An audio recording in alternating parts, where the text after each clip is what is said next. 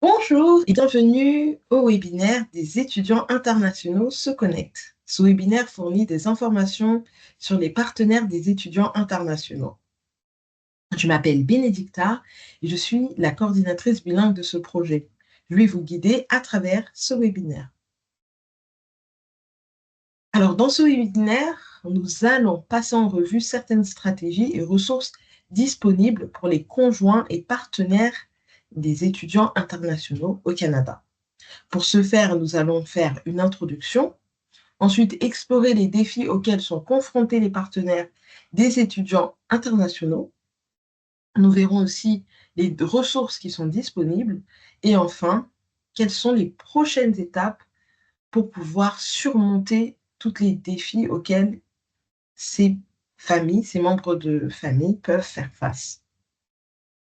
Alors, en termes d'introduction, on a vu qu'il y a, en tout cas en regardant les statistiques, on voit qu'au cours des 2 dernières décennies, le Canada a connu une croissance considérable du nombre d'étudiants internationaux inscrits dans ces universités. Selon Statistique Canada, ce nombre est passé de près d'un demi-million en 2018 à 1 million en 2023. L'Ontario est en tête. Elle a enregistré la plus forte croissance d'une année à l'autre, gagnant 4 points de pourcentage en une seule année.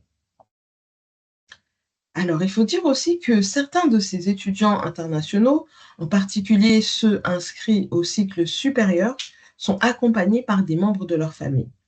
Même si leur conjoint ne poursuit pas d'études, la majorité de ces accompagnants sont des femmes, ne poursuivent pas ces études. Il faut dire également que la majorité de ces accompagnants donc, sont des femmes, mais pas exclusivement.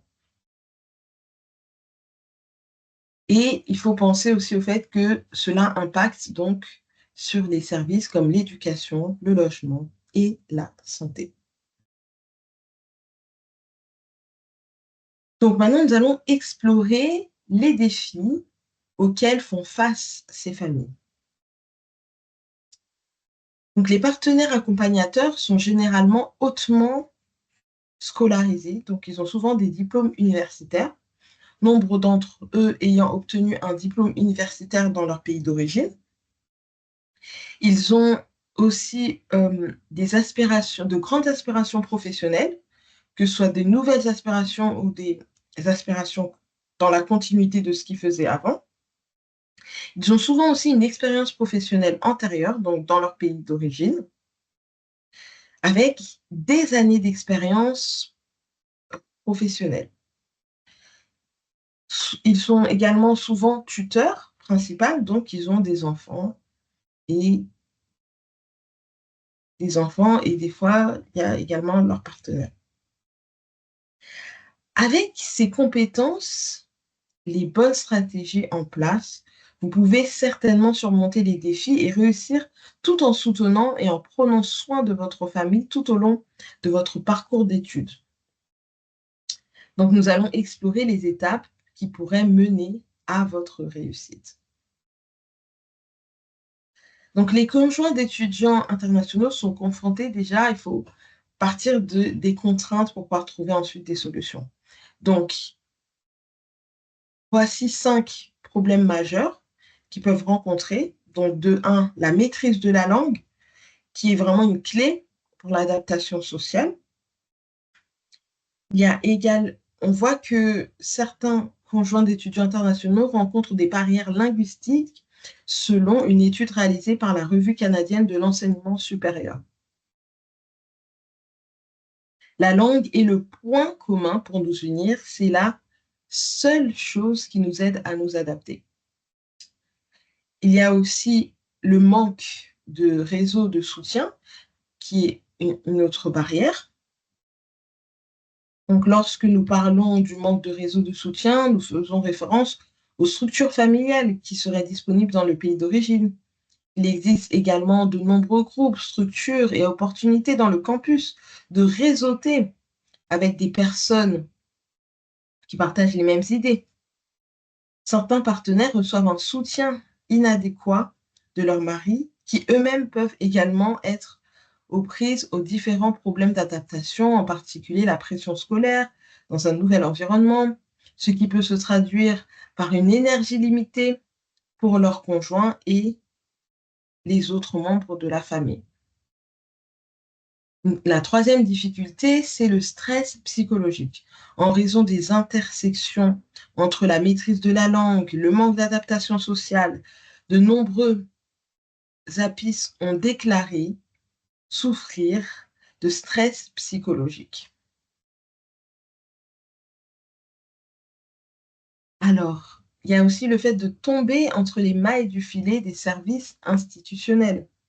Le manque de services, de programmes pertinents au niveau institutionnel et spécifiquement ciblés sur cette population contribue également aux difficultés d'adaptation des partenaires qui accompagnent les étudiants internationaux.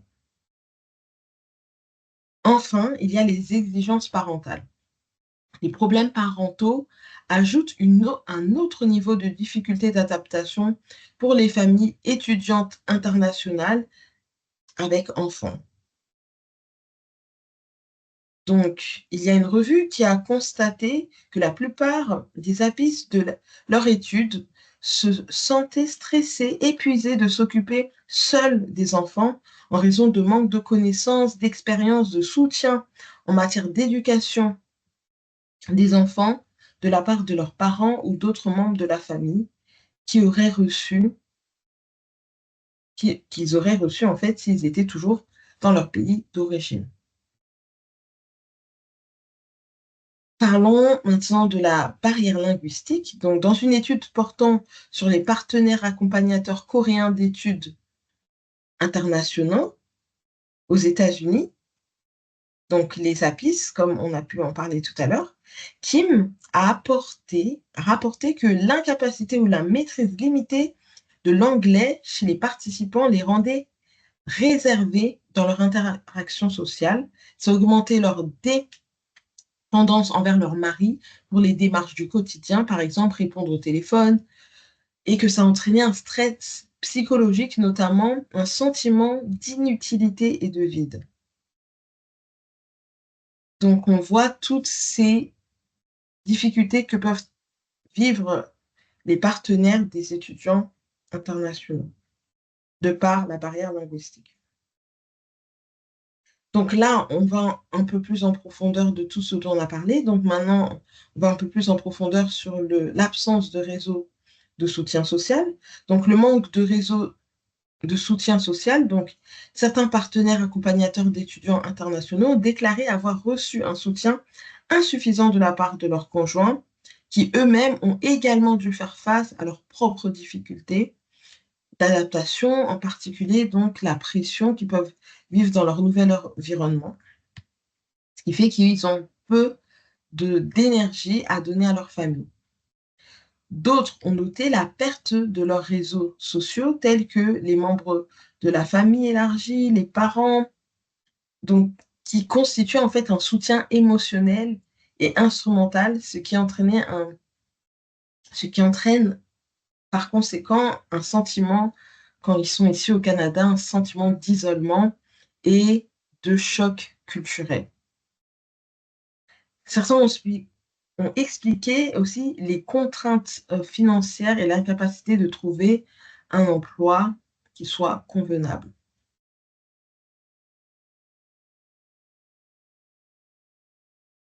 Au niveau du stress psychologique, qui peut être un sentiment de stress, y compris la solitude, la dépression, la frustration, l'anxiété, l'insomnie, la panique, la nervosité, la colère et l'épuisement. Donc, c'est plusieurs éléments qui ont pu être ressortis d'après une étude in the Canadian Journal of Higher Education Accompanying Partners of International Students, qui a été écrit par Arthur en 2016. Donc, des études ont montré qu'en raison des intersections entre la maîtrise de la langue, le manque d'adaptation sociale, de nombreux partenaires d'étudiants internationaux ont déclaré souffrir de stress psychologique.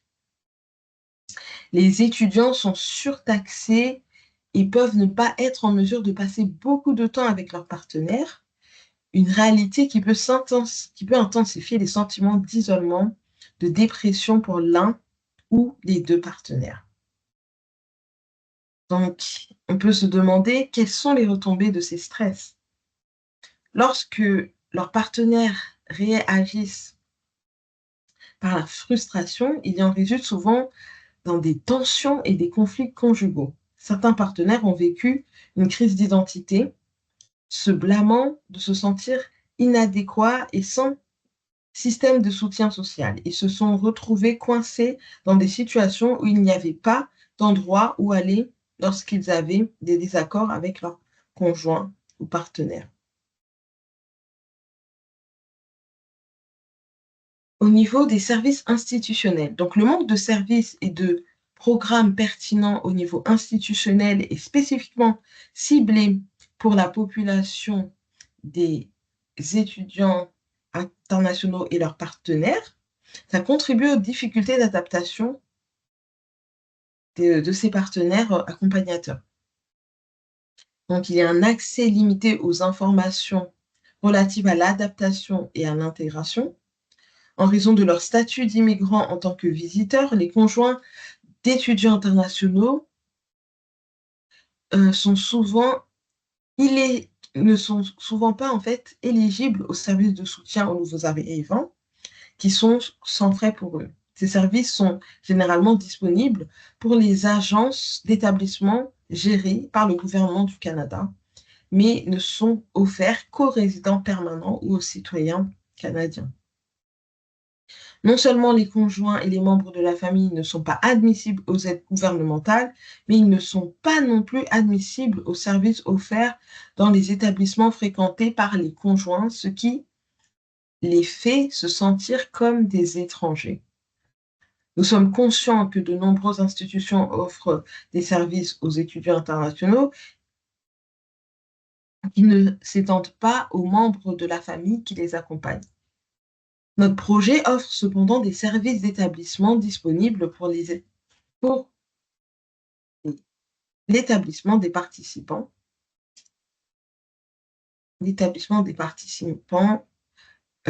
dans des structures justement d'établissement.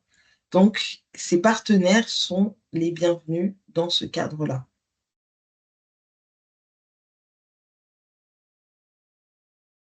Les défis parentaux. Selon le Journal canadien de l'enseignement supérieur, les problèmes parentaux ont ajouté un autre niveau de difficulté d'adaptation pour les familles d'étudiantes internationales avec enfants. Les conjoints d'étudiants internationaux se sentaient stressés et épuisés de s'occuper seuls des enfants en raison du manque de connaissances en matière d'éducation des enfants dans un nouveau pays, et d'expérience et de soutien de leurs parents ou d'autres membres de leur famille qu'ils auraient reçus dans leur pays d'origine. Donc, une étude de Fonseca en 1995 a discuté des facteurs liés au stress parental et à la satisfaction des familles d'étudiants internationaux. Les, les enfants des étudiants internationaux, leurs conjoints tirent des avantages positifs de l'expérience d'études à l'étranger. Donc, il y a comme par exemple l'acquisition de la langue anglaise, l'opportunité éducative, les nouvelles expériences culturelles, la possibilité d'emploi. Les parents et les enfants, selon leur âge, pourraient avoir des possibilités d'emploi qui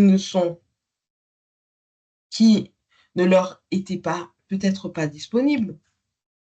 Après avoir déménagé dans un nouveau pays, ce sont souvent les défis auxquels sont confrontés non seulement les conjoints des étudiants internationaux, mais aussi les enfants qui les accompagnent. Donc, ces difficultés sont comme par exemple le choc des cultures, le manque de soutien familial, la perte de sa propre langue et la perte de ses propres valeurs. Toutes ces données, trouver leur source donc dans le Canadian Journal of Higher Education, donc une revue canadienne d'enseignement supérieur.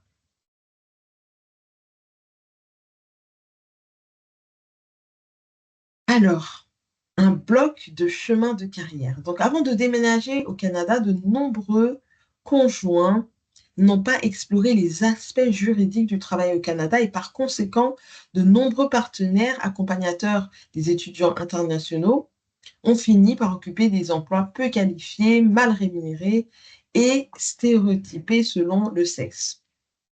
Donc des emplois tels que caissier, chef, garde d'enfants, service domestique ou autres emplois de vente ou au détail. Ce sont des emplois de survie et même s'ils ne sont peut-être pas vos aspirations professionnelles, ils peuvent être le temps plein dont vous avez besoin pour acquérir une précieuse expérience de travail au Canada. Ces emplois mènent cependant à des obstacles à votre carrière qui peuvent vous empêcher de poursuivre votre véritable passion. Voyons à présent les ressources utiles qui peuvent justement vous aider à surmonter tous les obstacles que nous avons pu voir précédemment. Alors, connaissant ce que nous avons vu donc sur les barrières linguistiques, nous savons également que l'apprentissage de la ou des langues couramment parlées au sein de votre communauté vous aidera à vous adapter et si vous envisagez de rester au Canada après que votre partenaire ou conjoint ait obtenu son diplôme collégial ou universitaire. Vous n'êtes peut-être pas éligible au service gratuit, mais vous pourrez peut-être payer des frais minimes pour accéder au service. Il existe également des programmes privés de SL. Ceux-ci sont généralement proposés dans les écoles de langue, les collèges et universités. Ils s'adressent principalement aux visiteurs du Canada et aux étudiants internationaux. En règle générale, il y a des frais pour ces programmes. Les classes Link ont des critères d'éligibilité et vous ne pouvez pas être éligible. Cependant, si vous êtes une personne au Canada dont la demande de statut de résident permanent est en cours de traitement au Canada et qui a été informée par une lettre d'immigration réfugiée Citoyenneté Canada de l'approbation initiale de votre demande, vous êtes soumis à une évaluation de l'admissibilité. En Ontario, le programme de cours de langue pour les nouveaux arrivants est généralement offert en anglais. Donc, le programme CLIC.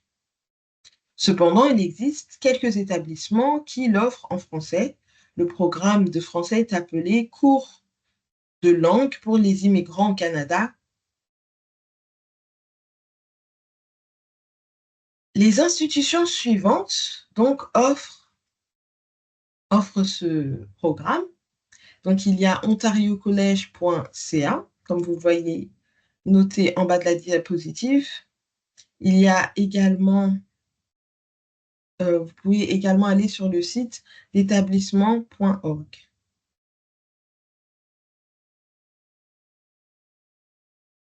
Donc, comme on vient de parler juste avant, donc il y a ces services donc, en français du programme CLI, qui donc cours de langue pour les immigrants au Canada. Si vous êtes une personne au Canada dont la demande de résidence permanente est en cours de traitement, donc vous pourrez participer à ces cours. Donc, vous pouvez le faire au Collège La Cité, au Collège Boréal, également au Conseil des écoles publiques de l'Est de l'Ontario.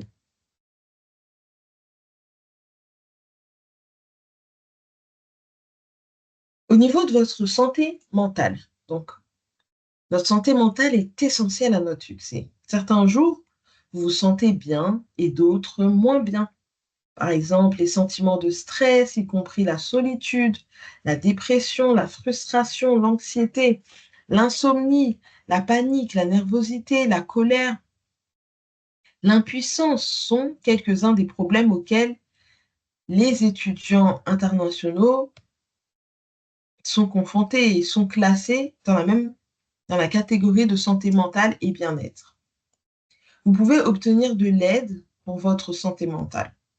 De nombreux professionnels et services peuvent vous aider à améliorer ou à maintenir votre santé mentale. Donc, vous pouvez visiter les sites web suivants pour plus d'informations. Donc, par exemple, le site web établissement.org, le site web de connexontario.ca et également l'Association canadienne pour la santé mentale, le CMHA, qui pourront vous aider dans cette démarche de prendre soin de votre santé mentale. Pour ce qui concerne la recherche d'emploi, trouver un emploi peut être une expérience satisfaisante pour les conjoints des étudiants internationaux. Donc, ces sites web énumérés ici sont utiles et peuvent vous aider dans votre recherche d'emploi et votre opportunité de réseautage.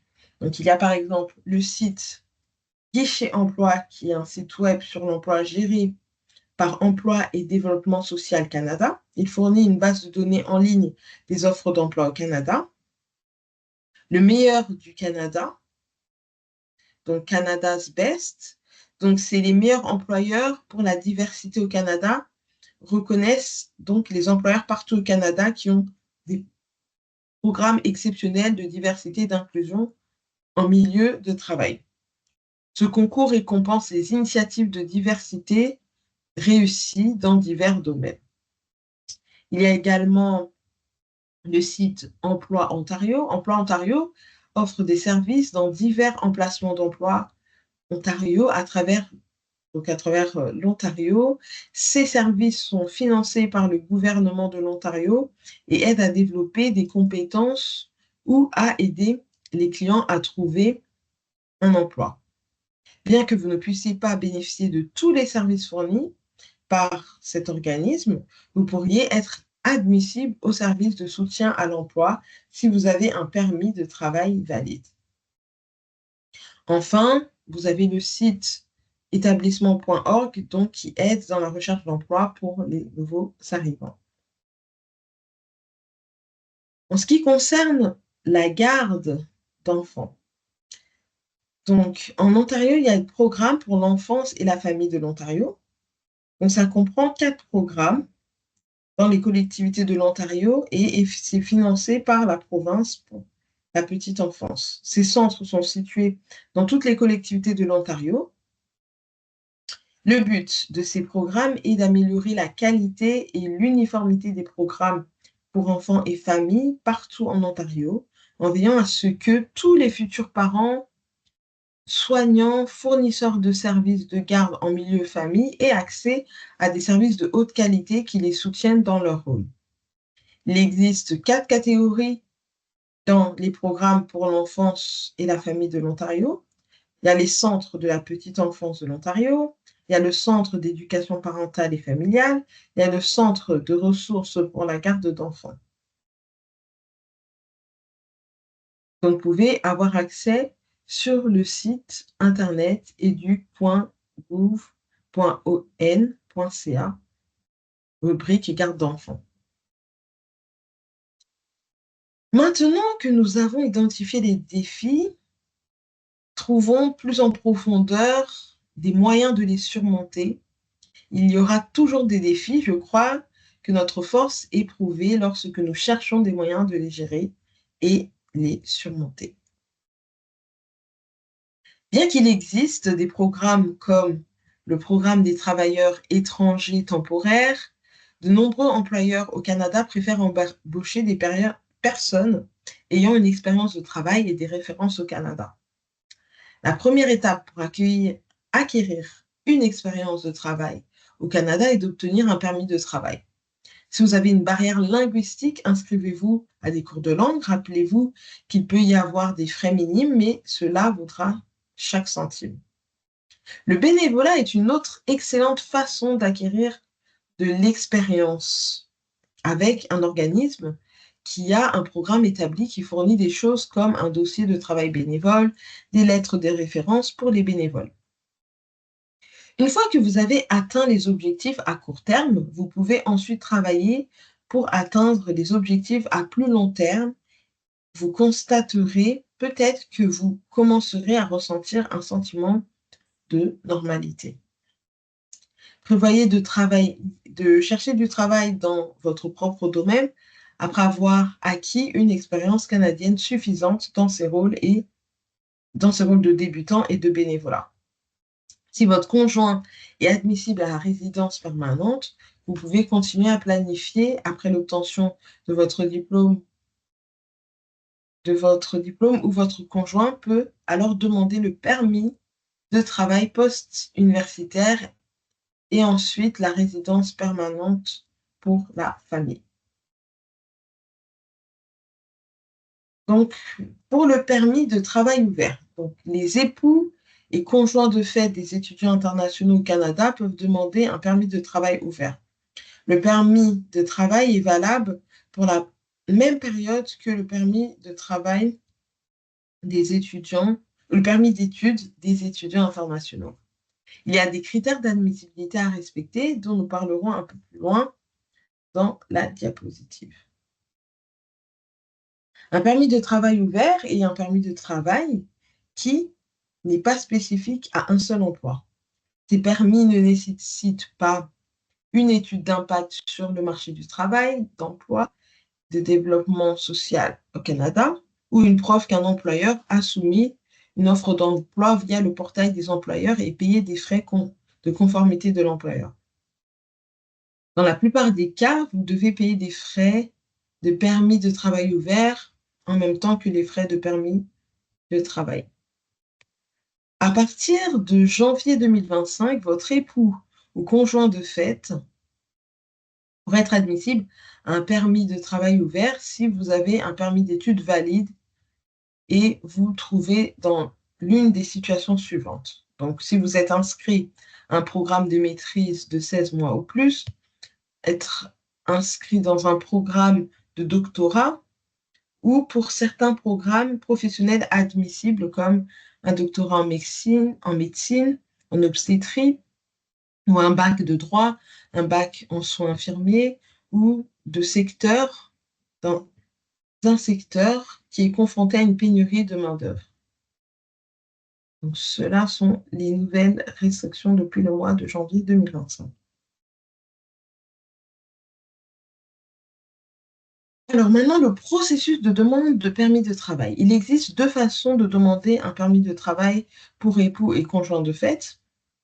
Donc, vous pouvez donc soit postuler en ligne. Donc, si vous postulez en ligne, il faut avoir accès à un scanner ou à un appareil photo numérique pour faire des copies électroniques de vos documents à télécharger. Il faut également avoir une carte de crédit une carte de crédit valide pour pouvoir payer. Alors, par contre, si vous postulez au format papier, il y a une condition qui s'applique. Donc, c'est seulement dans le cas où vous avez un handicap, où vous avez un problème en ligne, un problème technique lié à la demande en ligne.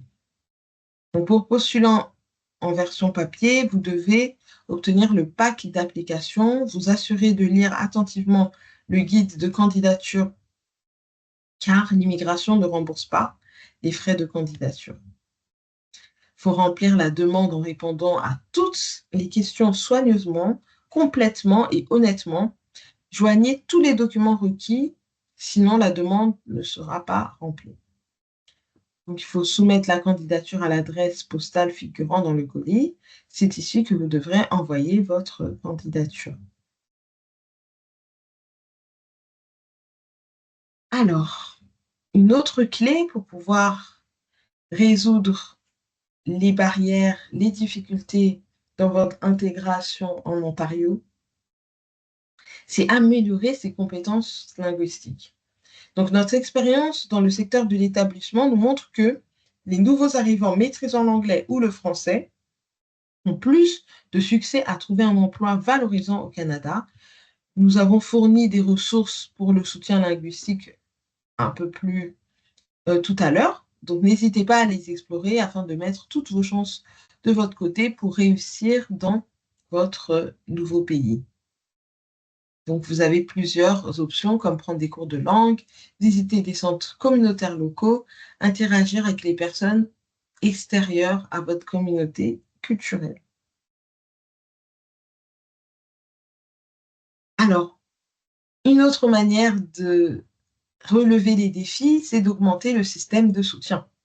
Donc, la création de réseaux locaux et liés au travail est un autre élément important de la poursuite des objectifs de carrière au Canada. Bien qu'il ait des aspects positifs et négatifs du réseautage, la réalité est que de nombreux Canadiens trouvent du travail grâce à leur réseau et leurs contacts personnels.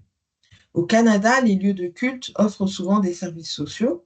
Par exemple, ils peuvent organiser de la nourriture ou des vêtements pour les personnes dans le besoin ou aider les nouveaux arrivants à s'installer dans leur communauté. De nombreux organismes communautaires peuvent vous aider à trouver un lieu de culte, même si votre priorité n'est pas votre carrière. Développer un réseau de personnes avec lesquelles vous pouvez vous connecter localement peut être une source importante de soutien personnel et familial et d'amitié.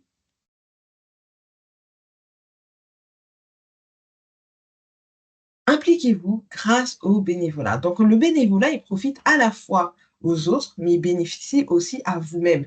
Il peut vous donner la possibilité d'aider les autres et peut également être la porte d'entrée pour trouver un emploi intéressant. En faisant du bénévolat, vous aurez l'occasion d'acquérir de nouvelles compétences, de continuer à développer vos compétences existantes, de pratiquer l'anglais et de rencontrer de nouvelles personnes.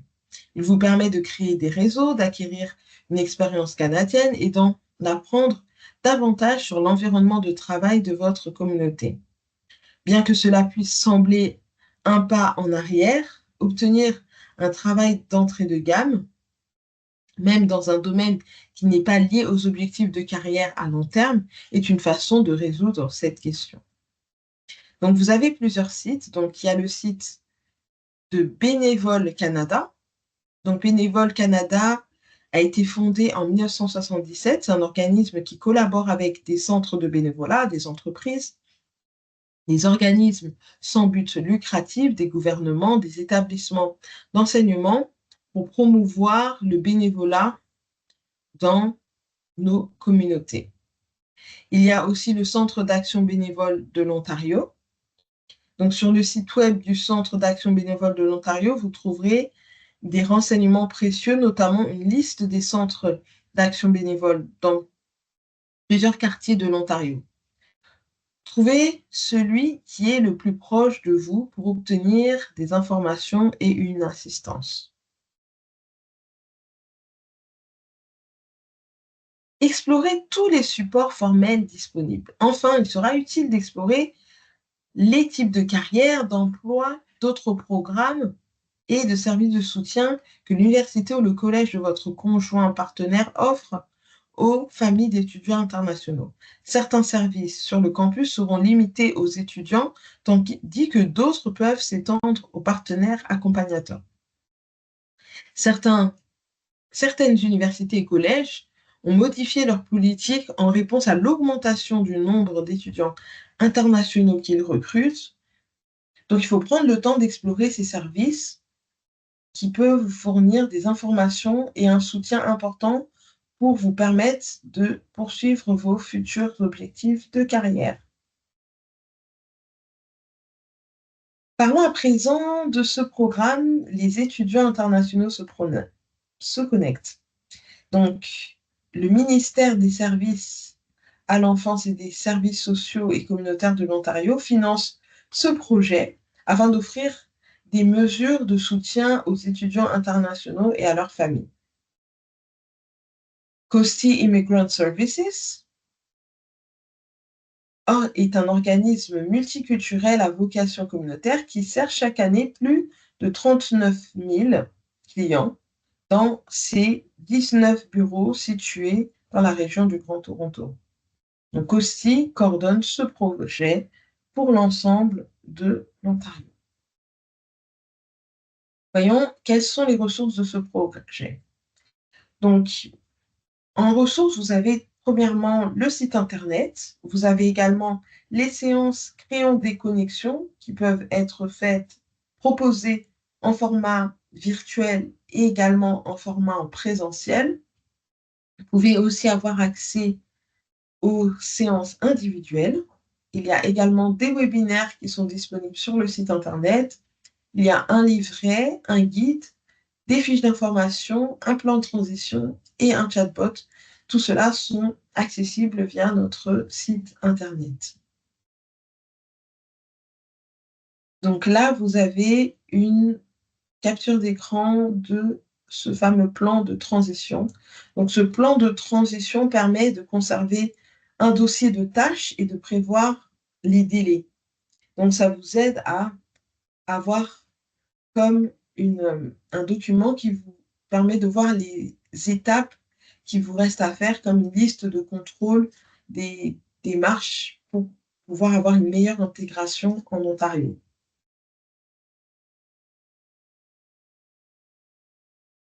Donc voilà, nous arrivons à la fin de ce webinaire. Je vous remercie d'avoir écouté ce dernier. Si vous avez des questions, n'hésitez pas à nous contacter par courriel, par téléphone. Vous pouvez également visiter notre site web. Je vous souhaite donc une agréable journée. Merci encore. Au revoir.